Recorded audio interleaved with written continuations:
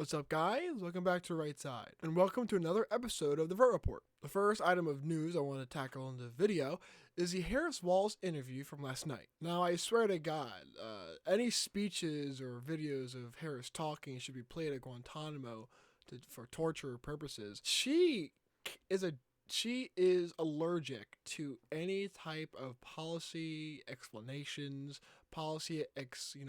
expansions, talking about policies, elaboration. She can't talk about it. And the very beginning, when Bash was asked her about what she wanted to do on day one, she was like, "Oh, I want to help the middle class." And Bash was like, "Okay, so how do you want to do that?" And she goes, "Well, I just think it's really important to help the middle class because it allows families to grow and people to foster or to prosper and to grow and all this." And Bash was like, "Yeah, but how?" And Harris was again and again and again and again. It was infuriating, but it was also hilarious because it's like a student who gets grilled by the teacher on like a book report or something, and the kid keeps on dodging the question, keeps on like, "Well, the book was really good." And the teacher goes, "Well, what did you like about the book?" And he goes, "Well, I thought it was a really interesting read about how,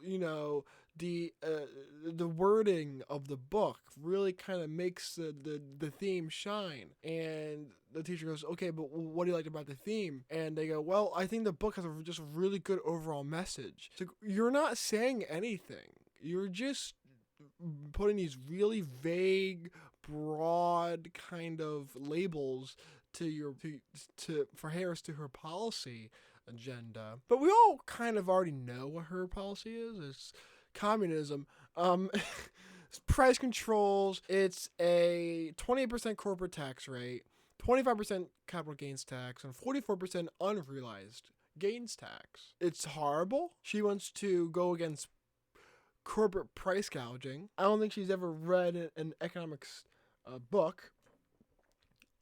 One thing that's important for everyone to understand is that the modern left operates by modern monetary theory, which essentially says that money and the inflation and these types of things don't exist. And it's only because of greedy corporations that we have inflation or debt in the first place. This is obviously ridiculous. Inflation is caused by too much money chasing too few goods. So when you try to make this vague,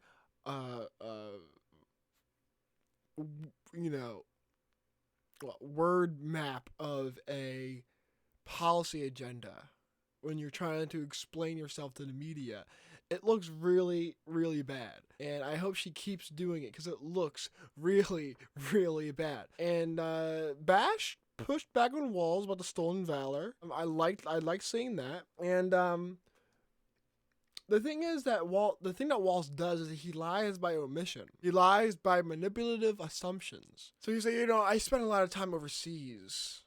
And people are like, "Oh wow, he spent like in Iraq or in Afghanistan or all these other places." Like, nope, he never saw war. I think he talks about IVF, and his wife and him never did IVF, and so it's like, what's going on with this guy? Walz is they're both bad. They're both horrible, but it doesn't matter. It doesn't matter because they're not an 80-year-old white guy with dementia. Harris is a younger black woman. Walz is a very white man. We all know that one video that Walz is talking to Harris about the fact that he eats a white man taco. And Harris goes, "What's that?" And he goes, "It's only meat and cheese." So Walz is definitely trying to appeal to the white men, to the white vote. But Harris-Walz interview, I can only hope that they do more. I hope that they do more because they're awful. They're just so bad. They are just so bad. And speaking of Harris, the Trump-Harris debate on September 10th on ABC is confirmed. Against Harris's wishes, ABC kind of smacked down her debate demands. At first, Harris requested or demanded, I guess, that there be seated with notes. Trump was like, "Yeah, fuck that. We're not doing that." Trump was really good at holding Biden's feet to the fire on the June 27th debate. I still think Trump doesn't like it being on ABC because of the current litigation he's going through. But I think that it's very good that they're. I don't think it's a bad thing, obviously, but Harris is definitely going to try and do everything possible to help her, because if she gets grilled by Trump on policy, she's fucked. She's done. It's over. Because she has no policy. And anything that she does have is awful. She's awful on. She's in a position where she has to say, you know, I'm so proud of what we've done in this administration. And meat is 50% higher. And eggs are 25% higher. And this is higher. This is higher. That is higher. But I'm really proud of what we've done in this administration. That's a position that Kamala has to be in. I think Trump will do good. I think he always usually does good. I think he just has to practice the restraint. I think that he did really good in June 27th. I think one of the things that Harris also requested is that the mics don't be cut off. So that so that she could butt in on whatever Trump was saying, because that is Harris's number one debate tactic, essentially, is cutting off, dominating conversation, which you can't really do against Trump. So it'll be really interesting, because I think that they're both kind of aggressive debaters, and Harris is a very aggressive debater, and so is Trump. So it'll be very interesting. I'm very fascinated to watch this debate. I think it'll be in 2-ish weeks. Looking forward to that. That'll be very, very, very, very fun. And then, speaking of Trump, tapping Tulsi Gabbard and RFK to be part of his transition team. Now, after the RNC, there's a lot of discussion within the right about what exactly of a Big Tent we want to have. Do we want to have a Big Tent where we bring in RFK, or do we want a Big Tent where we bring in someone like Amber Rose? I think that Tulsi Gabbard and RFK are perfect types of people to bring on if we're going to have a Big Tent. I do not want someone like Nikki Haley. I want someone like Tulsi Gabbard or RFK, because Trump's whole shtick is being very, very anti-establishment. And there's no people probably more anti-establishment than RFK and Tulsi Gabbard. Despite being libs, or being Dems, they certainly don't fit the mold of the current left, the current Democratic Party. So tapping them for the transition team, I think is brilliant. I think it's a really good move. I think it really kind of brings in those Joe Rogan types, those types of people who are very anti-establishment and would vote for the left ahead of same candidate, but the left keeps shooting themselves in the foot because the left, all they do is shoot themselves in the foot. They can't do anything right. I think Tulsi and RFK are brilliant people, especially RFK. I think RFK is brilliant. I think he's a genius. I think he's really, really smart. I think he knows where all the dead bodies are. Tulsi Gabbard is fiercely against the establishment. She roasted and ended Kamala Harris's presidential aspirations in the 2020 debate. And obviously Tulsi is going to be helping Trump prepare for this upcoming Kamala debate. But Tulsi Gabbard and RFK are great additions to the Trump team. I think that they appeal to a lot of people, a lot of independents, a lot of people who would consider themselves free thinkers. Who aren't trapped by the two-party system. But I think I'm really excited for this. I think this is great. A lot of people are really turned off by anybody who used to be a lib, or anybody who may consider themselves classically liberal. I understand that, but I don't want people in Trump's administration who aren't anti-establishment. The main reason why you vote in Donald Trump isn't because you're expecting a conservative agenda, because you're expecting a right-wing anti-establishment agenda. If you want someone conservative, you vote in someone like Mike Huckabee, or you vote in someone like Ron DeSantis, or you vote in someone like, someone like a Vivek or something. Someone who's like a real conservative. Not someone like Nikki Haley. Not someone like Mike Pence or Chris Christie. These aren't the people I want to extend the Big Tent to.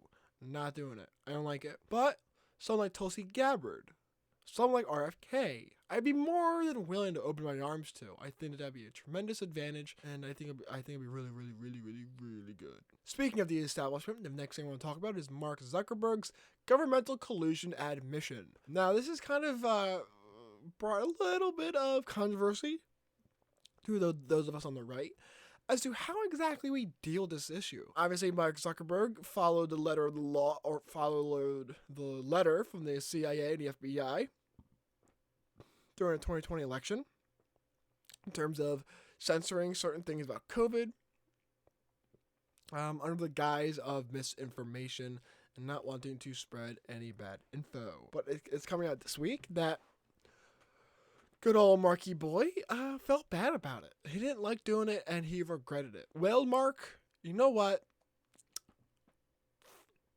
You're not going to get my support that easily. You're not going to get it.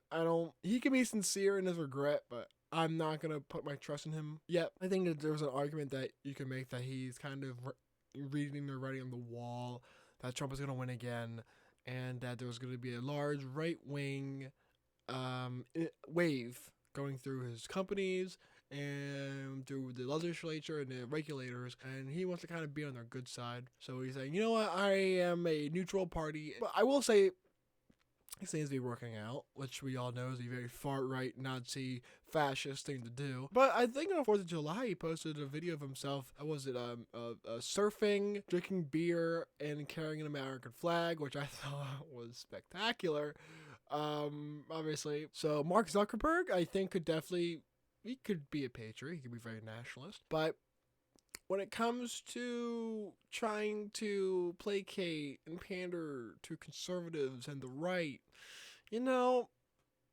to have to do more than this. We're going to have to do more than this. I don't think so. Not that easily. Although over time, when he kind of proves his credentials and we can welcome into the family, but we as conservatives have to stop being fooled so easily about these kinds of things. We see Bill Maher, for example, say one thing bad about the left or remotely good about conservatives, and we automatically go, "Oh my God, he's seen the light. He's finally switching. He took the red pill." And then the very next week he'll go, "Yeah, Trump is a lunatic. He's going to install himself as a tyrant, and he's never going to concede the election."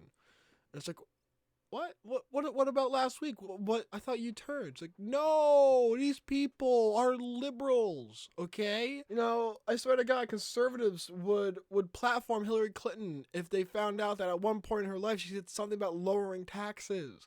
Okay, we can't just we can't just open ourselves up to people like this all willy-nilly. It's gonna hurt us really, really bad, and I think it already has in some ways. We are allowed to gatekeep who we accept into our party, into our movement. We are allowed to gatekeep.